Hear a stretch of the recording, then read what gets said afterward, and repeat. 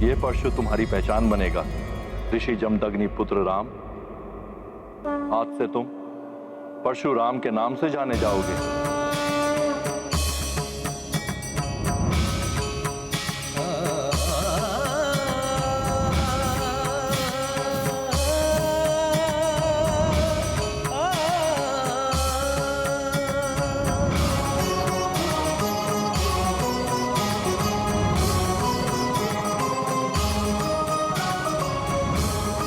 ओम नमः शिवाय।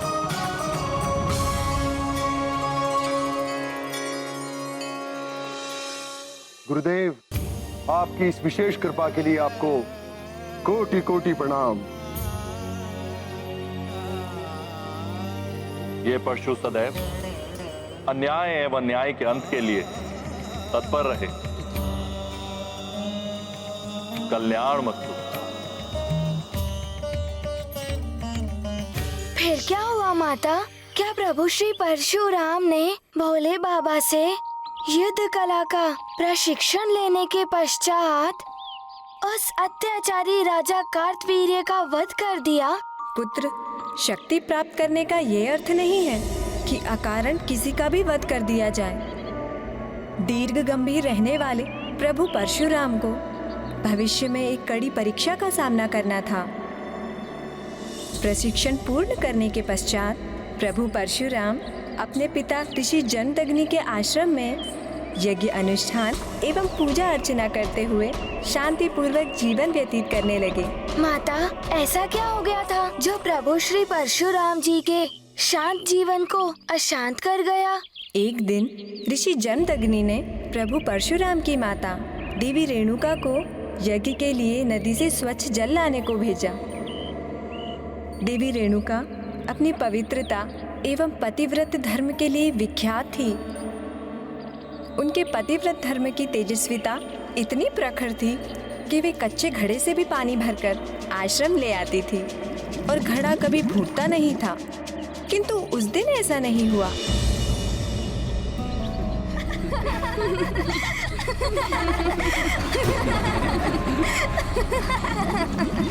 इस निर्जन वन में हंसने की ध्वनि।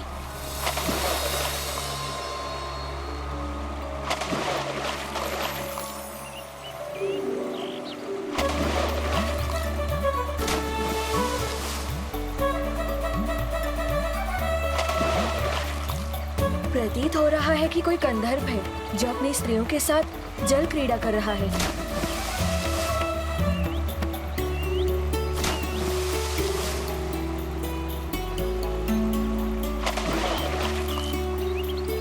बड़ा ही आनंददायी है इनका ये मनोविनोद।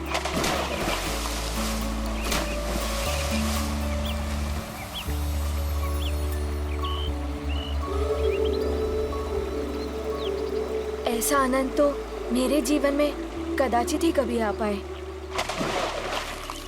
मैं तो मात्र कल्पना ही कर सकती हूँ ऐसे आनंद की।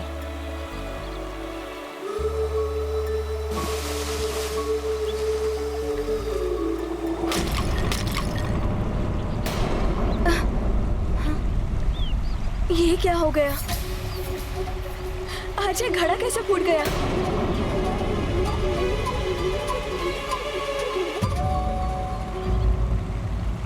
ये तो अनर्थ हो गया। अवश्य ही ये गंधर्व की स्त्रियों की क्रीड़ा से मेरे मन में जो विकार उत्पन्न हुआ था, कदाचित ये उसी का परिणाम है। अब मैं जल कैसे ले जा पाऊंगी? क्या कहूंगी स्वामी से?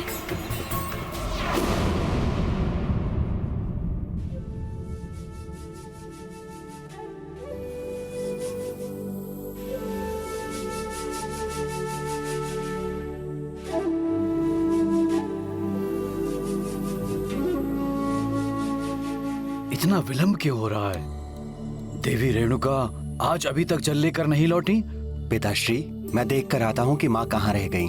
तुम्हें कहीं जाने की आवश्यकता नहीं है पुत्र वसु। मैं अभी ध्यान योग के द्वारा देख लेता हूँ कि क्या हुआ है।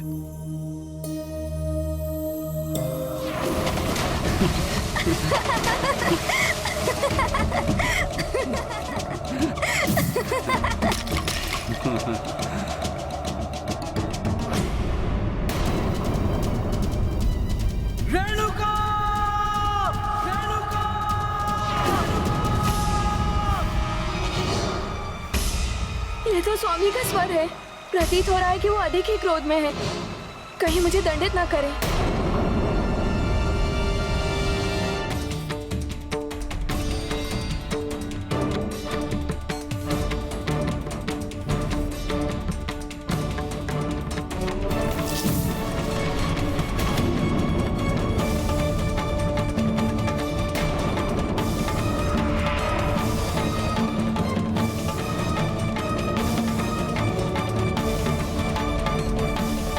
क्षमा करें स्वामी, मैं आज जल नहीं ला पाई। कदाचित घड़ा आज अधिक ही कच्चा रह गया था। घड़ा नहीं, तुम्हारा मन कच्चा था।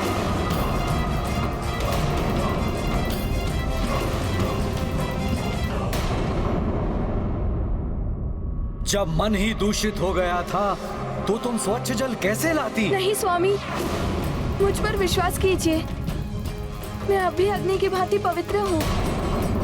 ना जाने ये कैसे हो गया। बस, बस, बस। मुझे सब ज्ञात है कि क्या हुआ और क्या नहीं।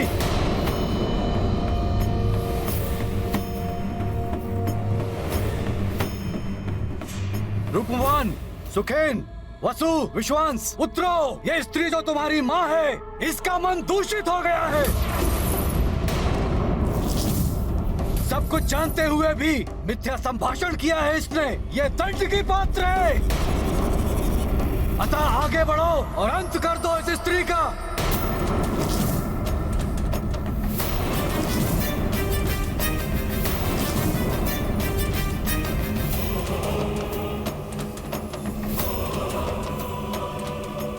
ये आप क्या कह रहे हैं पिताश्री? वसु, मेरी आज्ञा का पालन करो। मृत्यु दो इस स्त्री को। पिताश्री, वेदों में भी स्पष्ट कहा गया है, किसी स्त्री के विरुद्ध शस्त्र उठाना घोर पाप है। और माता का वध एक जघन्य अपराध है। इसे हम कैसे कर सकते हैं पिताश्री?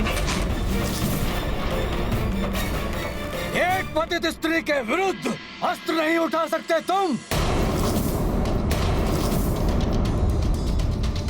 उस पर अपने पिता के आदेश की अवहेलना करके वेदों का ज्ञान दे रहे हो मुझे।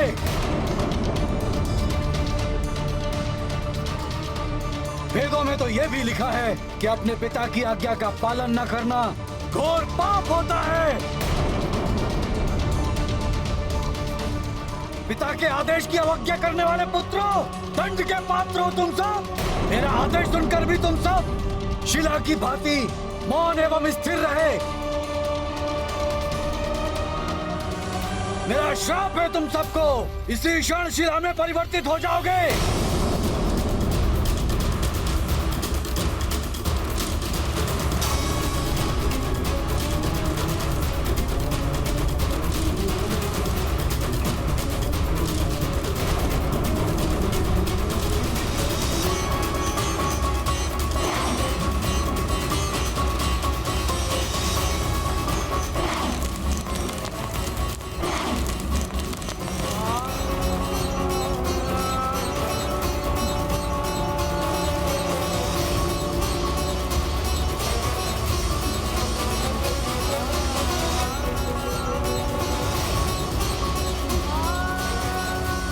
क्या किया आपने स्वामी?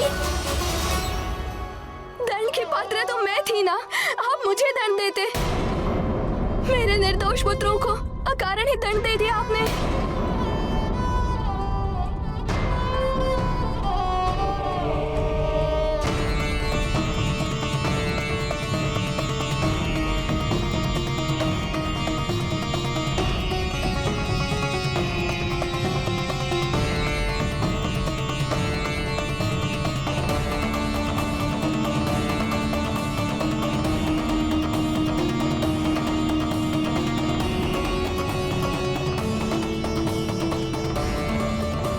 प्रणाम पिताश्री।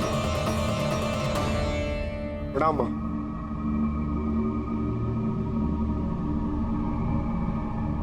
ये क्या, मेरे सभी बड़े भ्राता शिला में परिवर्तित हो गए?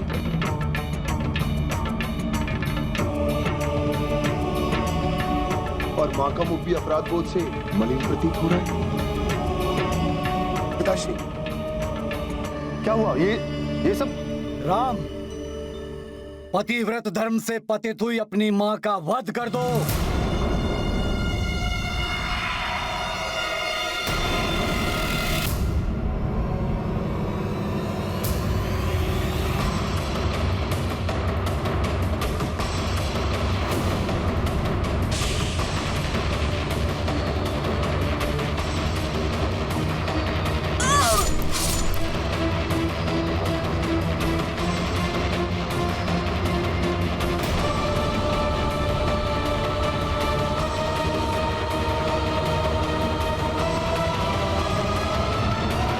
ये क्या माता, ऐसा कैसे कर सकते हैं प्रभु? उन्होंने अपनी माता का ही वध कर दिया।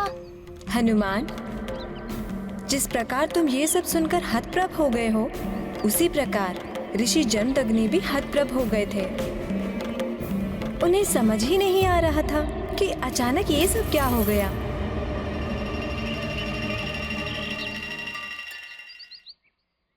ये क्या हो गया राम? मैंने तो क्रोधित होकर आदेश दिया था और तुमने अकस्मात ही।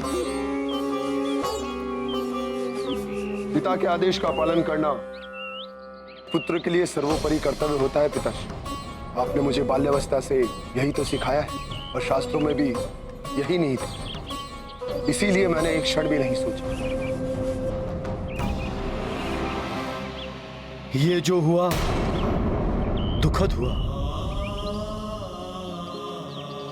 किंतु तुम्हारी पितृभक्ति, मेरे प्रति तुम्हारा समर्पण एवं विश्वास अतुलनीय है। मेरे आज्ञाकारी पुत्र राम, तुम अब मुझसे अपनी इच्छा अनुसार वरदान प्राप्त करने के अधिकारी हो गए हो पुत्र। तो वरदान में मुझे मेरी मां का जीवन और मेरे भ्राताओं की पूर्व स्थिति चाहिए पिताश्री। मुझे विश्वास है कि आप अपने तपोबल से उन्हें जीवन प्रदान कर सकते हैं। उचित है पुत्र।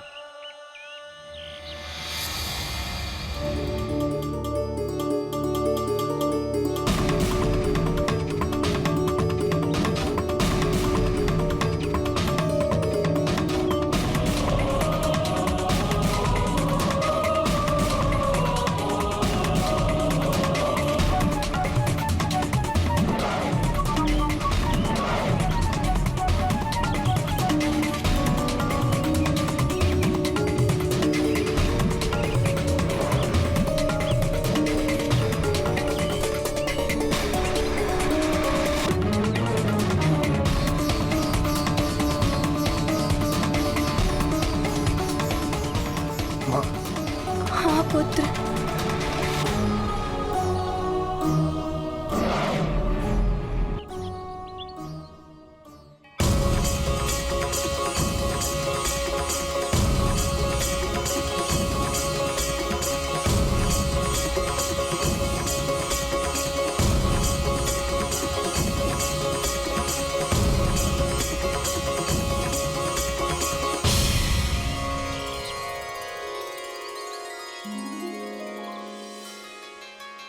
पुत्रों,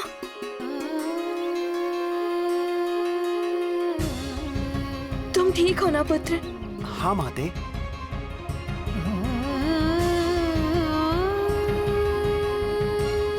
अब आप सब ठीक हो भ्राताओं।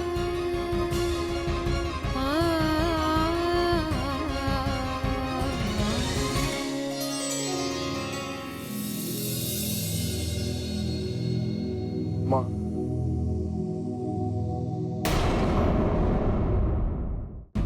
मुझे मेरे कृत्य के लिए क्षमा कीजिए मां। मुझे दुख है कि एक पुत्र होकर मैंने पुत्र,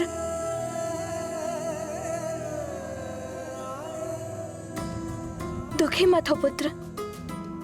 कदाचित मेरे मन के विकार को इसी प्रकार मिटना था, किंतु तुम्हारा ये कृत्य संसार में आने वाली सभी पीढ़ी के समक्ष पितृभक्ति का सर्वश्रेष्ठ उदाहरण बनेगा। मेरा आशीर्वाद है तुम्हें, चिरंजीवी भव। जब तक ये संसार रहेगा तब तक तुम्हारा जीवन रहेगा।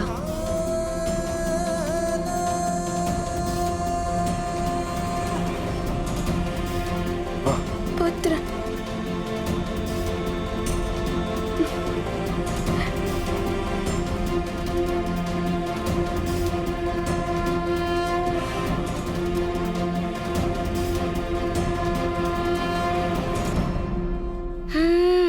प्रभु श्री परशुराम जी ने बिना विचार किए ऐसा कृत्य कर दिया। मैं तो ऐसे कृत्य के बारे में अपनी कल्पना में भी नहीं सोच सकता माता। परशुराम के ये कृत्य एक पुत्र की कर्तव्य निष्ठा का चरमोत्कर्ष है हनुमान। कि पिता के आदेश का पालन करने में किसी भी प्रकार की सोच विचार की आवश्यकता नहीं होती। उन्होंने जो किया वो कल्पना से परे था, अपितु उन्हें जो प्राप्त हुआ वो कल्पनातीत था। फिर क्या हुआ माता? सहस्त्र भुजाओं वाले राजा कार्तवीर्य से परशुराम जी का सामना कैसे हुआ? ऋषि जमदग्नि अपने परिवार के साथ सुखद समय व्यतीत कर रहे थे। फिर एक दिन प्रभु परशुराम वन में लकड़ियां लेने गए हुए थे। उस समय क्रूर राजा कार्तवीर्य अर्जुन अपनी सेना के साथ उनके आश्रम के निकट से निकला और आश्रम को देख वे अशिष्टता पूर्वक अपने सैनिकों के साथ उसमें प्रविष्ट हो गया। देवी रेणुका ने अपने राजा का सत्कार करने के लिए उन्हें भोजन ग्रहण करने को कहा। उन्होंने स्वयं और अपने संपूर्ण सेना के लिए 36 प्रकार के भोग की मांग कर डाली और देवी रेणुका ने उन्हें उनकी इच्छा अनुसार भोजन कराने का वचन दे दिया। माता, ये देवी रेणुका ने कैसा असंभव सा वचन दे दिया था राजा कार्तवीर्य को। सहस्त्रों लोगों का भोजन, वो भी 36 व्यंजन। ये एक आश्रम में कैसे संभव हो सकता था माता? सहस्त्रों लोगों का भोजन, वो भी 36 व्यंजन। ये एक आश्रम में कैसे संभव हो सकता था माता? पुत्र, तुम्हें स्मरण है मैंने तुम्हें कामधेनु गौ के बारे में बताया था?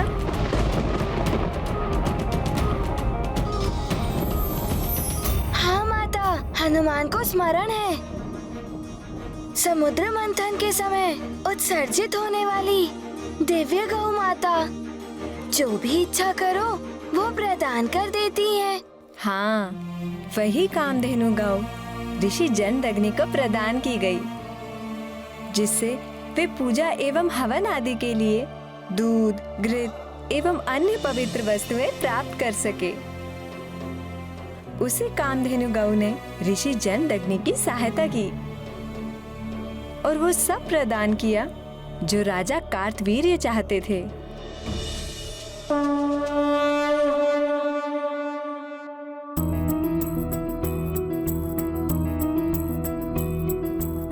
ऋषि नृप का करने सत्कारा, कामधेनु से करे गुहारा।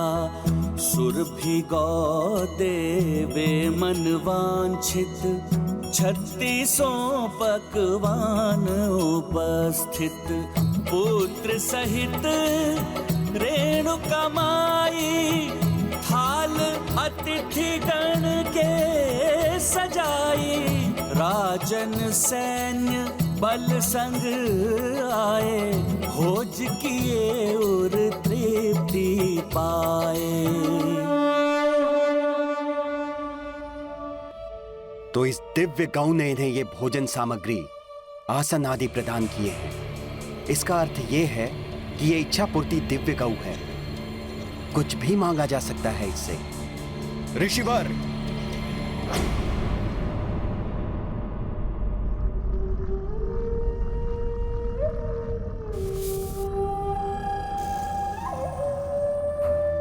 महाराज, आप यहाँ?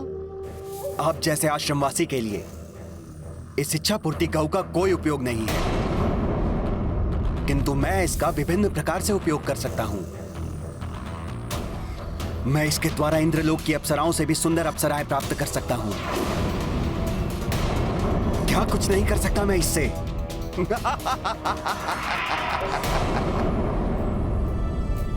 ये दिव्य गाय मुझे धार्मिक अनुष्ठानों में सहायता प्राप्त करने के लिए देवताओं द्वारा प्रदान की गई है। सांसारिक सुख के वस्तुओं की प्राप्ति के लिए नहीं। ये आपको नहीं दी जा सकती महाराज। महर्षि जमदग्नि, ना सुनने का स्वभाव नहीं है मेरा। मैं यहाँ का राजा हूँ और इस राज्य की हर वस्तु मेरी संपत्ति है। तो आप मुझे ना करने का दुस्साहस नहीं करें तो उचित होगा। राजन, इस आश्रम पर और विशेष रूप से इस दिव्य गौ पर आपका या और ना किसी अन्य का कोई अधिकार बनता है। ऋषिवर,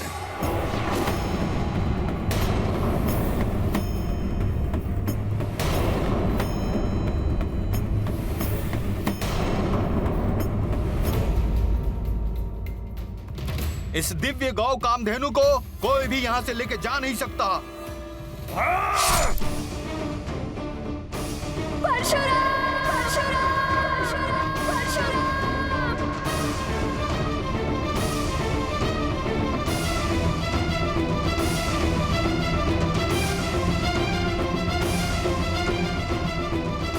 आवेश में आकर कोई भी कार्य नहीं करना चाहिए, परिणाम अच्छा नहीं होता है।